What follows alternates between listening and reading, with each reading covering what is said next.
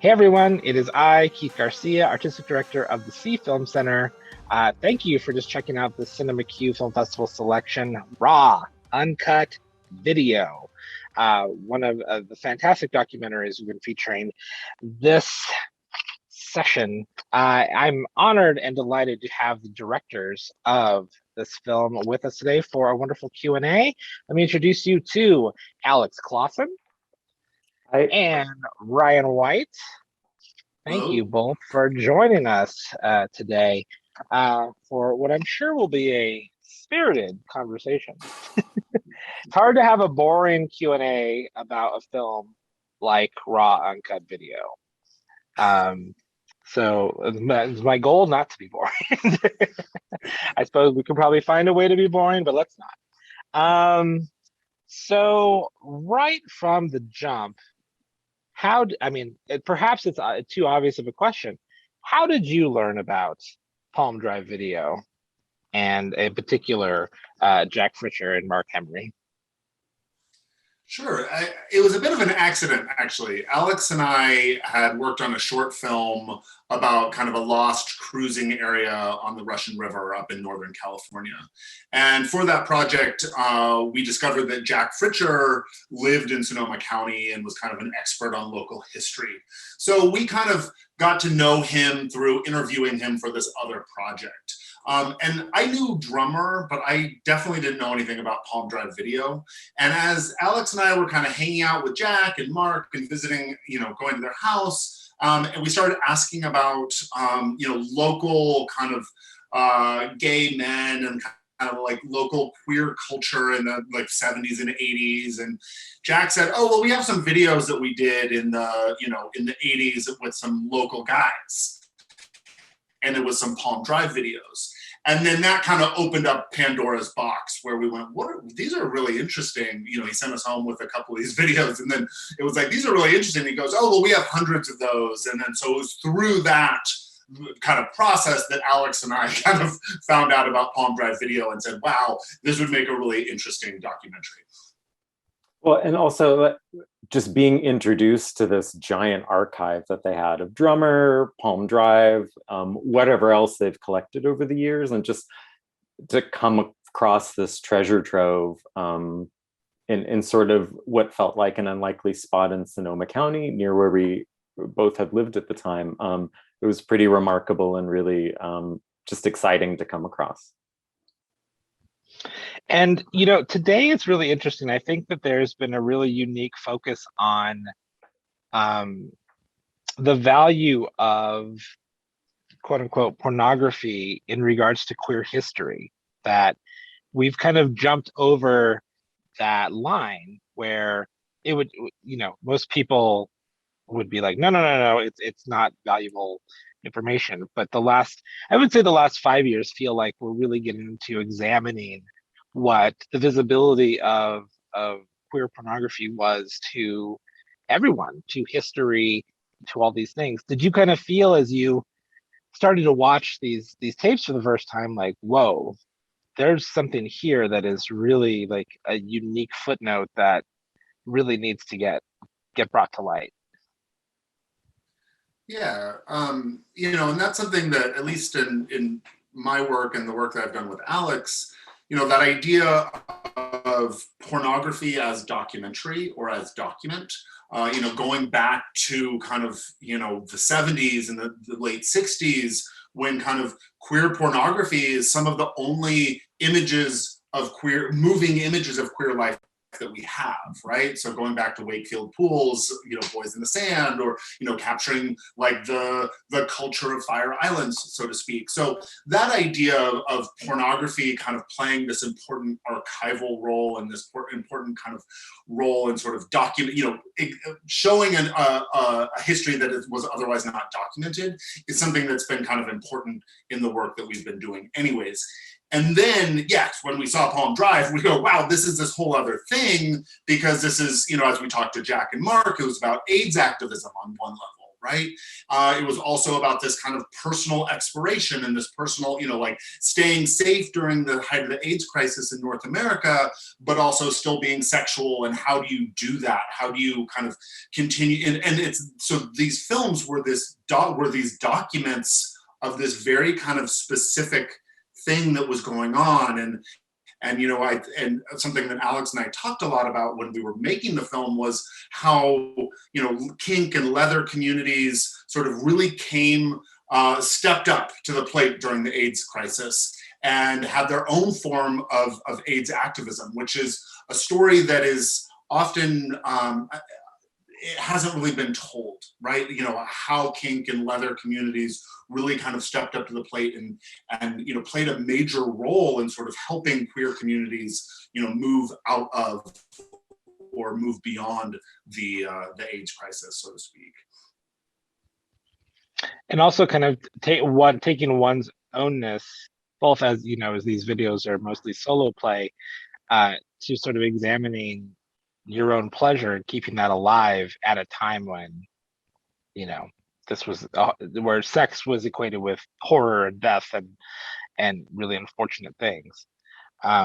So I think their story is fantastic, and I'm glad that you guys were lucky enough to discover this just giant gold mine. I kind of feel, and maybe I'm a little too vanilla, I don't know, but watching your documentary, and this was my first encounter with Palm Drive Video from your documentary, I kind of feel watching these films that almost as if kink didn't exist until Palm Drive Video decided to document it. It's kind of the tree falls in the forest kind of idea. Where were you on and not, I'm not not prying to your own thoughts on kink per se, but was this all a sort of shock to you, sort of the levels that Palm Drive Video went with their documents? I think I like going through these and like going through the archive. I mean, there were certainly things that I had never even thought of that that we came across. But in viewing things, it really became just like as Susie Bright says in the movies, like maybe this all isn't made for me, like it's just like taking a look at it and just realizing they're just trying to work with people through their particular kinks and interests, and it's not for everybody. But I feel like through watching all of it, I became a lot more accepting of just like there's something out there for everybody. And to me, it's great that it was documented and it exists. And I think we both, probably became a little desensitized as well to what we were looking at. I remember when I was editing, during the period of editing, my husband would come into the studio sometimes and he would be like, "What the fuck are you watching? Like, how is this?" And I'm like, "Oh, it's just puke porn." I'm like, editing the sequence on puke porn. And he was like, "Oh my God," but it was also just after a period of just sort of watching it and being involved in it. And as Alex said, just kind of understanding that this doesn't have to be for me. Puke porn does not have to be for me to appreciate it. And for me to kind of say, hey, to each their own. And this was important to somebody, right? So. And yeah, I think that points to a very unique process in the story of Palm Drive Video, in that it was very handmade in essence, with them just being really in there themselves one-on-one with these actors, but also the mail orderness of it was kind of a like ordering sushi. Like, you like this person, you like this model, what do you like here? Would you like them to do this? How about this? Like, very much a precursor to the modern, cam people, where it's, do this for a certain amount of money, etc. But like in this more refined, more interesting, like, all right, well, we're gonna make a cake under these specifications that someone's put in the ingredients, and here we go. Which I think probably attests to like the thousands of videos that they had, because there were just so many desires and options and combinations that could really work out. Well, I think it's just like with because I kind of wasn't old enough to be at the time to be ordering VHS porn, but the thought of that, it's sort of a ritual, like a real the length of time that it would take to get your video, just like, and that anticipation, I can't imagine, just in our time of things being so instant now, just like a click away, just must have been such a different experience. Well, and the price too, right? I mean, if VHS tapes, I think Palm Drive sold those videos for like $49.99, right? And you would just be seeing in the back of Drummer magazine or in their brochure a list like Daddy's Beer Belly and Bondage, like Leather Cowboy, Hellbent for Leather, right? You're just seeing these descriptive titles and you're like, I will spend $49.99 on Daddy's Beer Belly and Bondage, and then I'm gonna wait 2 weeks for it to arrive. This is a very different time. Yeah.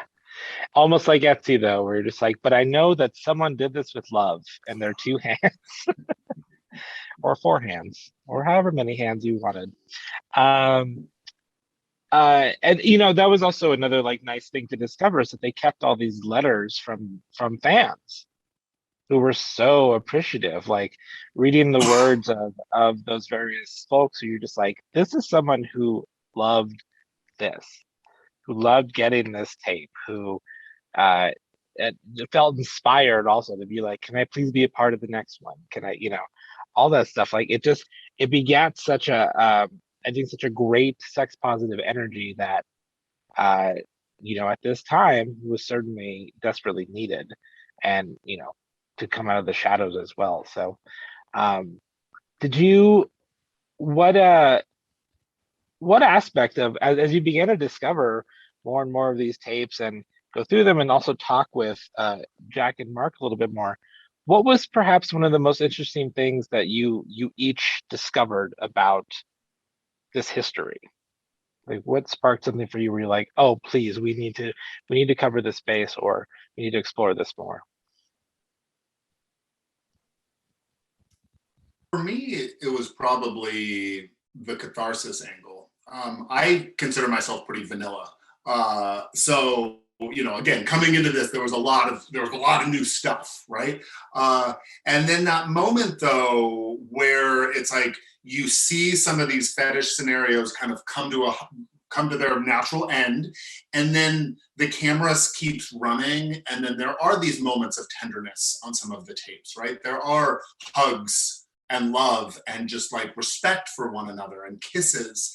And so I think for me, like, kind of not necessarily having a background in a lot of kink culture, like coming into that and being like, wow, there's more to it than just like, that it's all about puke, right? It's about the whole thing, and it's about human connection, and it's about, okay, exploring these fantasies with either alone on camera or possibly with somebody else, but then getting to this point of catharsis and getting to this point of love and tenderness. And so that was new to me. I think for me, it was certainly shifted my perspective on what porn there could be. Because I guess maybe I had this idea that the production of porn was more like the brainchild of the director, and that was kind of it. But what I saw with Palm Drive was just that it was so much about like pulling out of the person on screen like what their fantasy was. So it was more of an interactive experience, and like there wasn't necessarily a set goal. It was just getting this exploration recorded, which I thought was a really fascinating way to work, and an application to porn that I just really hadn't thought of before. That really is, yeah, a unique angle on that. And obviously points to as well another aspect of this, which was the actors themselves who, and everyone talks about it, is like they're so enthusiastic to be doing these things, despite the kind of like WTF notion of some of the things that they're doing.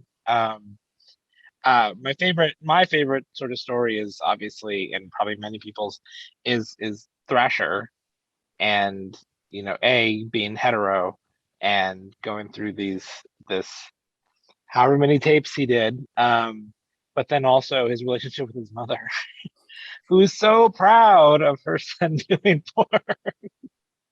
Like I have never, you couldn't write that better. Like just to have a mother who is just so almost more enthusiastic than he was about doing them, which that's the big question mark, because it's like you really loved doing this, even though, I mean, I suppose he didn't necessarily have to, and that was ultimately a bottom line. No one was actually having sex, penetrative sex with other men. They were just themselves going through a sexual encounter.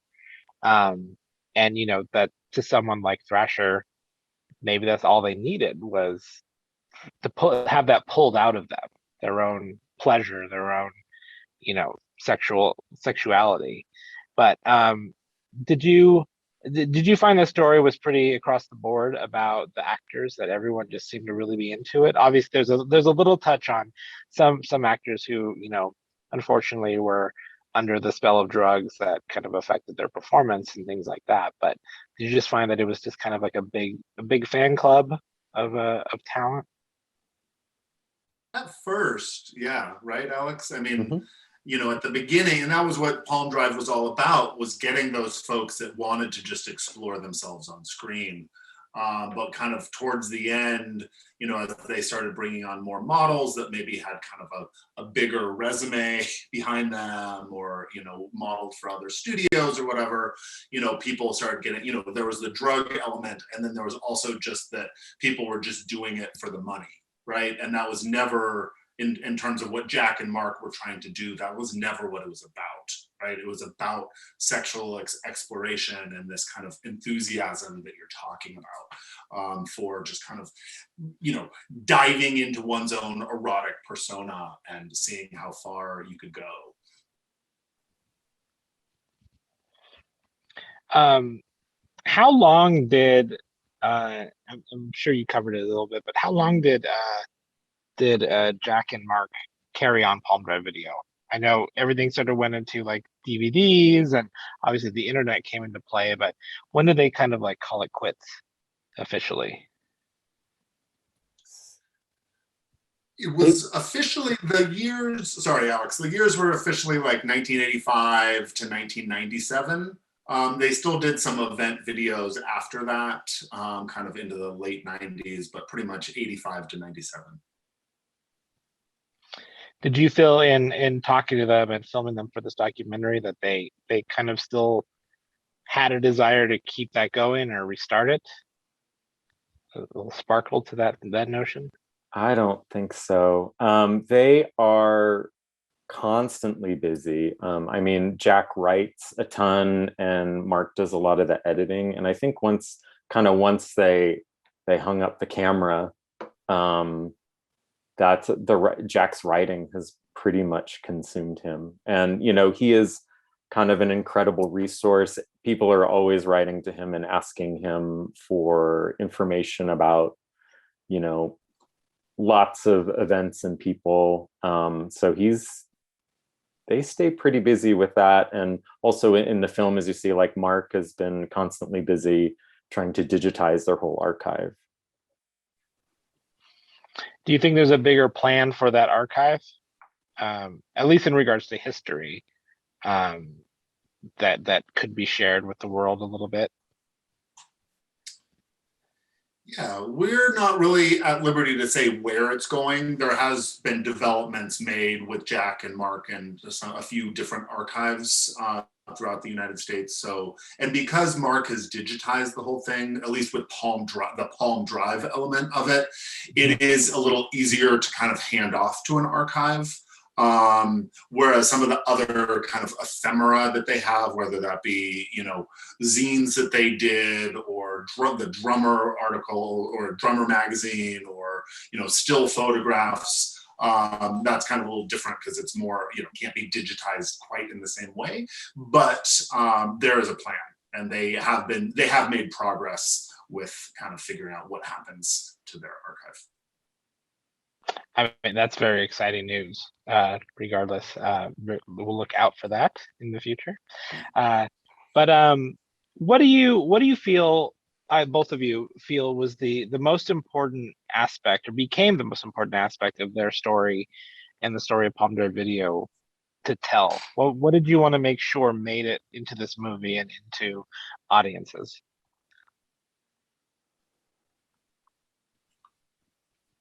I would say for me, at the end of the day, it was just about the love that they had for each other and how this was kind of this very personal project that they embarked on together. I wasn't expecting that at the beginning when we first started looking at some of the Palm Drive videos and, mud fucking and sounding and, all this kind of really like kind of in your face kind of fetishy stuff. I wasn't expecting it all to kind of come down to the love between two people. But as we kind of got to know them and kind of got to understand what made them tick during that whole period, that really became the big takeaway for me, was that idea of that this is kind of a love story, and that, relationships come in all different shapes and forms, right? And just because they're kinky, and just because they made, mud fucking porn, doesn't mean that they're not an incredibly sweet, loving, tender couple who care for each other and watch out for each other. And this is kind of, Palm Drive was sort of the result of that, of their union, of their love for each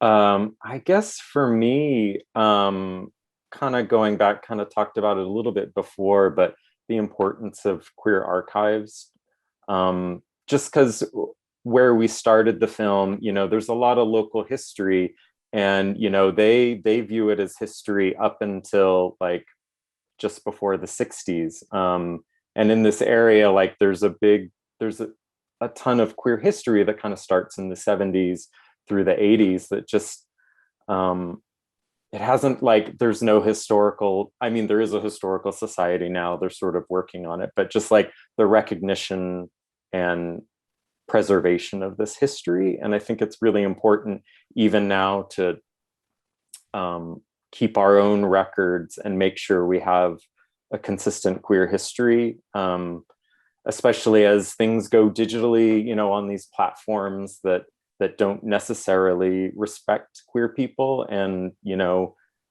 the contributions that we have. And I think it's just really important to recognize that archive.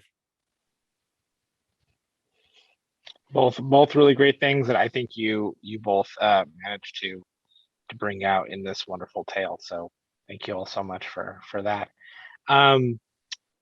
You obviously watched all of the archive itself of all their stuff. What perhaps was the one subject, kink, etc., that made you say, that is not for me? I think for me, the hot lunch was very difficult, and Ryan did the majority of the editing, so thankfully I wasn't watching that over and over. For me, it's kind of weird. I mean, there was so much stuff in there that pushed my boundaries, but the one time that I would find myself sort of, not able to take it was with like eating like panties or like jock straps, like this idea, like that's when I would have this real like kind of physical reaction where I was just like, that idea of like shoving like a jock strap down my throat just sounds so unpleasant. And even now kind of makes my gag reflex kind of go. But then I mean, I would have thought that it would have been the hot lunch, right, or some of the other stuff. But it was the kind of shoving cloth in one's mouth freaked me out for some reason. But it's good to discover that about yourself. Exactly. That you have a line when it comes to that. Personally, the the schmegma was very interesting, but through your documentary, learning that it was mostly crushed garlic, which was a very unique angle to the rest of that story. But that we wouldn't have known otherwise until your documentary. So good to know for the future, if ever that comes into play. And then was there one particular kink that fascinated you? Like I personally, the rock loving was something that not an interest of mine per se, but I was like, I wanted to see where it went. Like that was, I was like, I'd like to see more where the story's going with this gentleman's love affair with a rock, a whole side of a mountain. Well, I think that the mud to me is really interesting because also in this area there's a little bit of history. Like there was a mud club, like a mud wrestling club, so there would be parties and stuff. So I think that's just that was definitely interesting to see. And like yeah, against the rock wall and kissing the rock wall.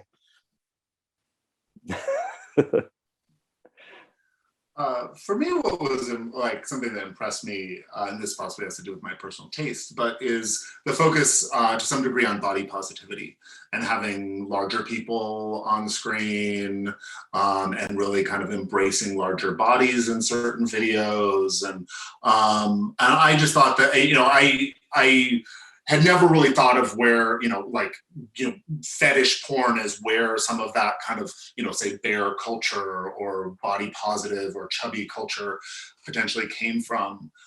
So I was kind of fascinated with kind of also talking to Jack and Mark about how Palm Drive also worked very closely with Bear magazine, which was also based out of San Francisco in the 80s, and they shared models, and how there was kind of that element of like bikers, bears, big guys, and putting that on screen and kind of opening up our horizons about what bodies we eroticize. I guess especially considering like the alternative at the time of like Falcon and Catalina, which were definitely the complete opposite. So yeah, that was fantastic. Well, is there anything actually what's next for the both of you? After this continues on its festival run, but what's next that you can talk about or tease? Yeah, we have a couple projects that we're discussing. This has been it's been 5 years that we've been working on this. So there's a certain amount where we're kind of taking a little bit of a breather.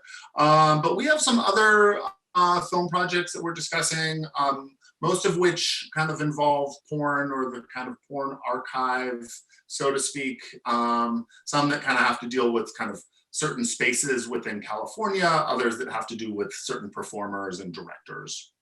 And so we've started some kind of conversations about that with some porn filmmakers and actors and stuff like that. But I'm not sure we're quite ready to say what it's going to be about.